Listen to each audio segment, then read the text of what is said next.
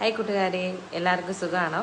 ഇന്ന് പതിവ് പോലെ തന്നെ ഒരു ടിപ്പാണ്, വേറൊന്നുമല്ല, അരിപ്പ. നമ്മുടെ അമ്മമാർക്കും ഒക്കെ ഭയങ്കര പാടുള്ള കാര്യമാണ് ഈ അരിപ്പ. സാധാരണ ഇങ്ങനെ കഴുക്ക് വന്നു കഴിഞ്ഞാൽ നമ്മൾ കളയും, എന്നിട്ട് വേറെ ഒരെണ്ണം വാങ്ങിക്കും. പക്ഷേ അതിനൊരു എളുപ്പ മാർഗമാണ്, പുതിയതുപോലെ തന്നെ നിൽക്കുന്ന ഒരു ട്രിക്കാണ്. അപ്പോൾ നമുക്ക് വീഡിയോ കാണാം. ആദ്യം നമുക്ക് വെള്ളം അടുപ്പത്ത് വെച്ചതിന് ശേഷം അതിലേക്ക് നമ്മുടെ അരിപ്പ ഇടുക. അതിനുശേഷം അതിലേക്ക് ബേക്കിംഗ് സോഡ ചേർക്കുക. അത് കഴിഞ്ഞിട്ട് കുറച്ച് ലിക്വിഡ് വിമ്മും കൂടെ ചേർത്തതിന് ശേഷം നന്നായി തിളപ്പിക്കുക. നമ്മുടെ തിളപ്പിച്ച വെള്ളത്തിനകത്തു നിന്ന് അരിപ്പ എടുത്ത് മാറ്റുക. അതിലേക്ക് കുറച്ചുകൂടെ വിമ്മ് ഇട്ട് നന്നായി ഒരു ചെറിയ ബ്രഷ് ഉപയോഗിച്ച് കഴുകുക.